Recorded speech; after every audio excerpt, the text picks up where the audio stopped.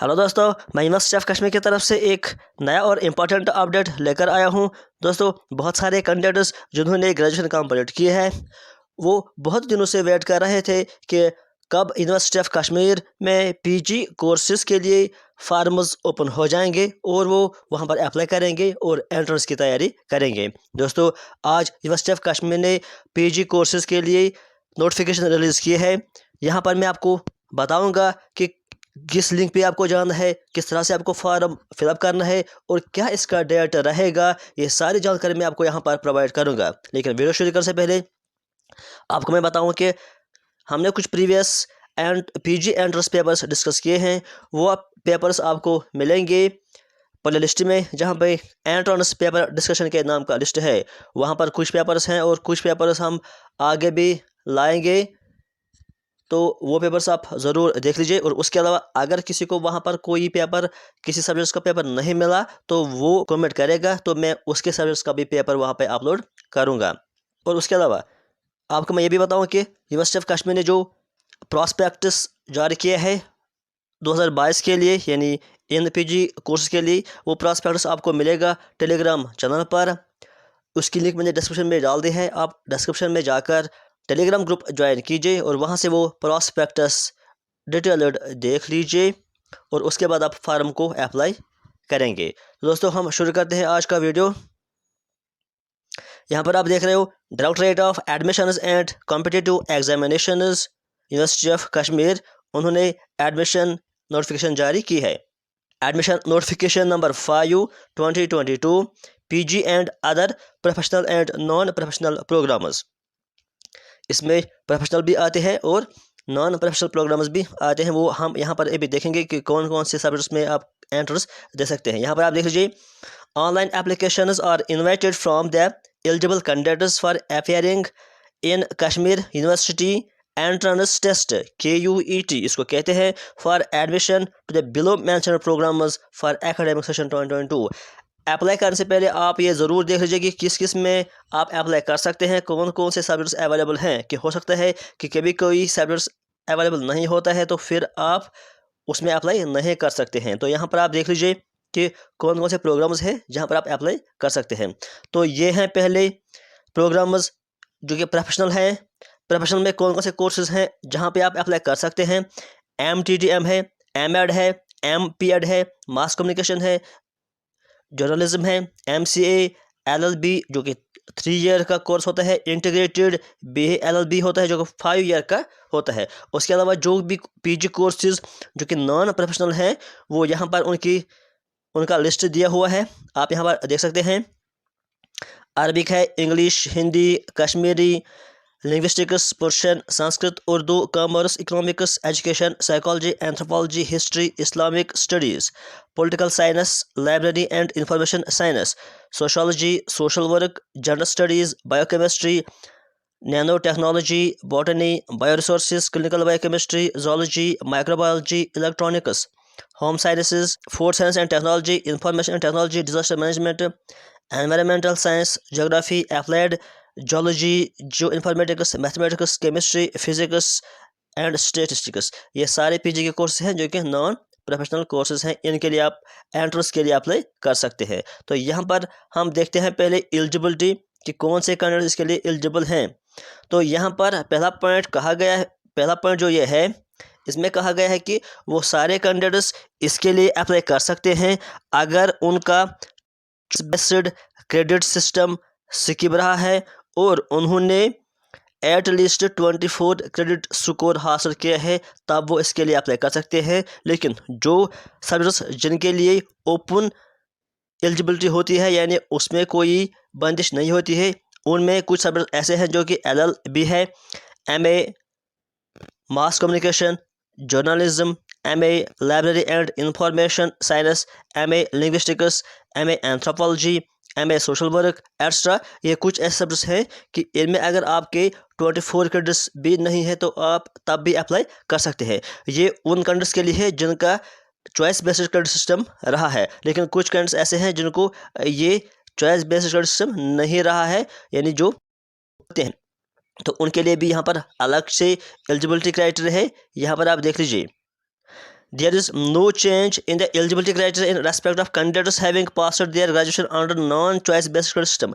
जो उन्होंने non choice based credit system के जरिए ग्रेजुएशन कंप्लीट की है, उनको ये ज़रूरी नहीं है, उनको सिंपली ग्रेजुएशन पास होना चाहिए, जिसमें कुछ परसेंटेज उनके रिक्वायर्ड हैं, वो भी हम अभी आगे देखेंगे। तो पॉइंट सी आप देख लीजिए, candidates having passed the qualifying examination bachelor's with the required percentage and subject combination reflected in the eligibility pass available on the official website of university are eligible to apply for appearing, यानी जिन्होंने required percentage हासिल की होगी, वो required percentage क्या है वो भी हम इसमें भी देखेंगे। कुछ सब्जेक्ट्स ऐसे हैं जिनमें ओपन मेरिट के लिए आपको 45 होना चाहिए और बाकी के लिए आपको 40% होना चाहिए ग्रेजुएशन में, और कुछ सब्जेक्ट्स ऐसे भी होते हैं कि जिनमें आपको 50% होना चाहिए ओपन मेरिट के लिए और 45 होना चाहिए आपको बाकी जो रिजर्व्ड कैटेगरीज होती हैं। तो वो भी हम अभी डिटेल देखेंगे यहाँ पर किस सब्जेक्ट्स में कितना रिक्वायर्ड होता है। तो हम चलेंगे पेज नंबर 2 पर। यहाँ पर आप देख लीजिए,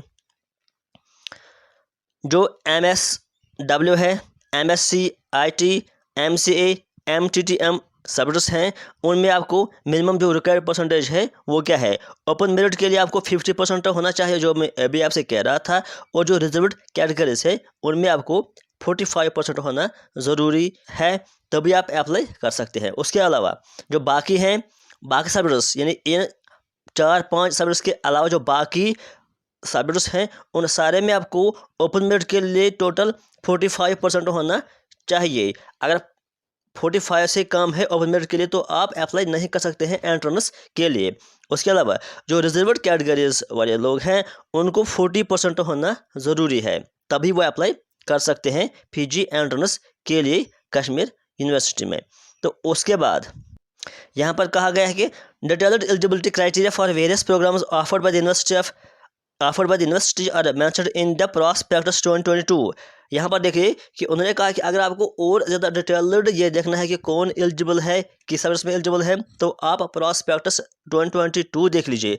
वो मैंने आपसे पहले ही कहा कि वो आपको मिलेगा टेलीग्राम चैनल पर, जिसकी लिंक मैंने डिस्क्रिप्शन में डाल दी है। आप वहाँ जाइए और वहाँ से आप प्रॉस्पेक्टस डाउनलोड कीजिए और वहाँ से आप डिटेल्ड देख सकते हैं। तो उसके अलावा हम आगे जाएंगे, पॉइंट 3 पर हम जाते हैं, इंपॉर्टेंट डेट्स। अब यहाँ पर आपके लिए ये डेट्स ज़रूरी है कि किस डेट से फॉर्म स्टार्ट हो जाएंगे और कब उसका लास्ट डेट है, इसका ध्यान आपको होना चाहिए। Submission of online application forms 23 मई से ये फॉर्म स्टार्ट हो जाएंगे, यानी आज 21 है, अभी 2 दिन है, फिर आप अप्लाई कर सकते हैं। यहाँ पर उन्होंने दिया है कि last date of submission of online वो है 1 जून। 1 जून के बाद आप अप्लाई नहीं कर सकते। तो हम चलते हैं पॉइंट नंबर 4 पर कि किस तरह से आपको सबमिशन करना है ऑनलाइन एप्लीकेशन फॉर्म। यहाँ पर उसका प्रोसीजर दिया हुआ है। दोस्तों यहाँ पर मैं आपको ये सारा प्रोसीजर बताऊँगा, लेकिन उसके अलावा भी अगर फिर किसी को प्रॉब्लम हो रही है या हो जाएगी फॉर्म सबमिट करने में, तो आप मुझे कमेंट कर सकते हैं। तो फिर मैं आपके लिए एक फ़ॉर्म भी फिल करूंगा, जिसमें मैं आपको पूरा स्टेप बाय स्टेप दिखाऊंगा कि किस तरह से फॉर्म फिलअप करते हैं। लेकिन फिलहाल यहाँ पर हम थ्योरेटिकली आपको बताएंगे कि क्या क्या आपको करना है, क्या क्या प्रोसेस इसका रहेगा। सबसे पहले आपको ये वेबसाइट एंटर करनी है, इस वेबसाइट पर आपको जाना है। ये वेबसाइट भी आपको डिस्क्रिप्शन में मिल जाएगी। जब आप इस पर क्लिक करेंगे तो वहाँ पर आपको यूनिवर्सिटी ऑफ कश्मीर का होम पेज ओपन हो जाएगा। उसमें बहुत सारे ऑप्शंस आते हैं, तो वहाँ पर आपको एक ऑप्शन चूज़ कर जो एडमिशन्स के नाम से होगा।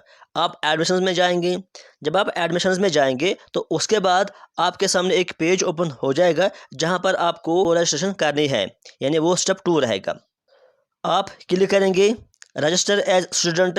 जब आप उस पर क्लिक करेंगे तो वहाँ पर आपको अपना नाम या फ़ोन नंबर भी देना होगा।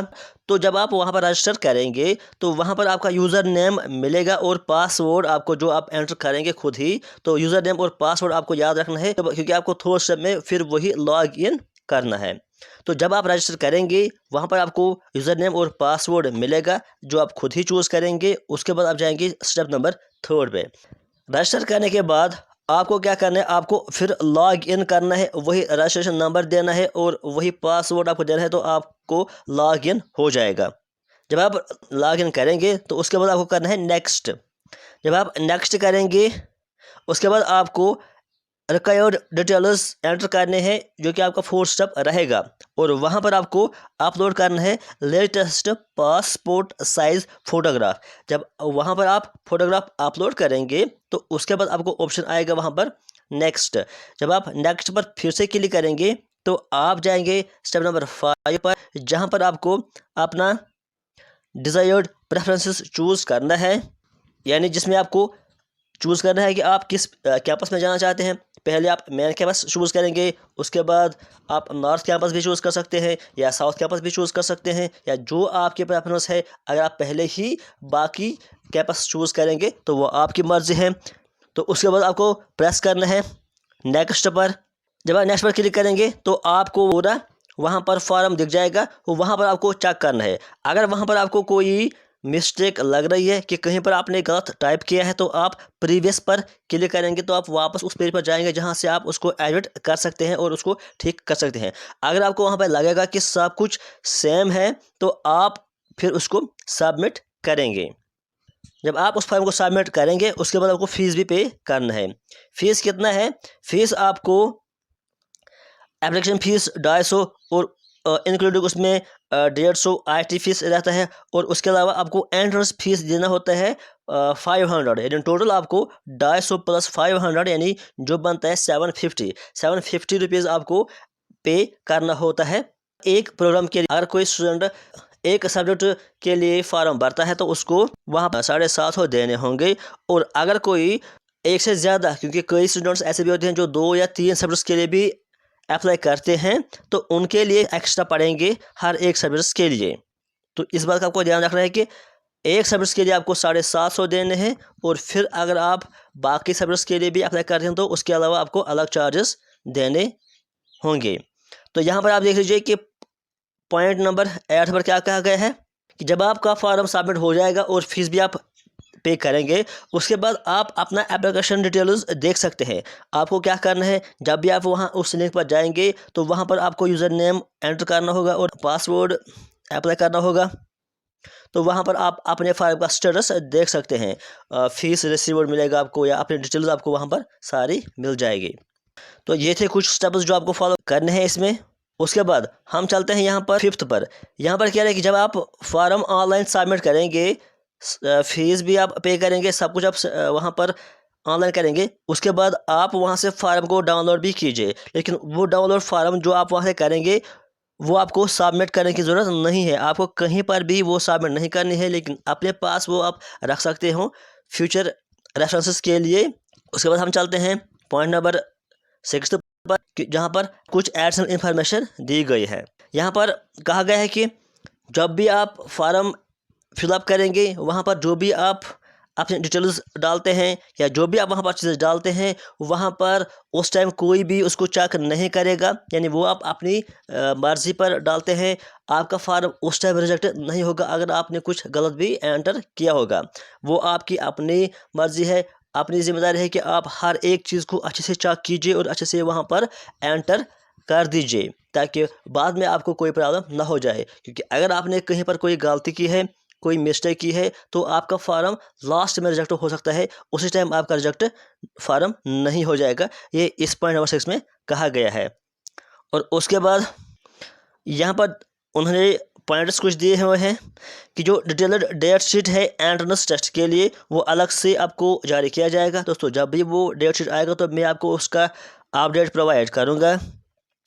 उसके अलावा उन्होंने कहा कि जो सेल्फ फाइनेंशियल स्टेटस होती है, वो जो सेल्फ फाइनेंशियल स्टेटस होती हैं वो पहले आपको नहीं दी जाती है। जब पहला सिलेक्शन लिस्ट आता है, उसमें जो कैंडिडेट सेलेक्ट हो जाते हैं, उसके बाद वो सेल्फ फाइनेंस के लिए काउंसलिंग का लिस्ट निकाल देते हैं। तो फिर वहाँ पर जो भी काउंसलिंग करता है तो उसको वहाँ पर एडमिशन मिलता है अकॉर्डिंग टू सीट्स के, वहाँ पर कितने सीट्स अवेलेबल होती हैं उनको सेल्फ फाइनेंस के लिए। तो यहाँ पर यही कहा गया है कि वो पहला लिस्ट जब आएगा एंट्रेंस टेस्ट कैंडिडेट्स का, तो उसके बाद ये सेल्फ फाइनेंस्ड सीट्स के लिए लिस्ट निकाल देंगे।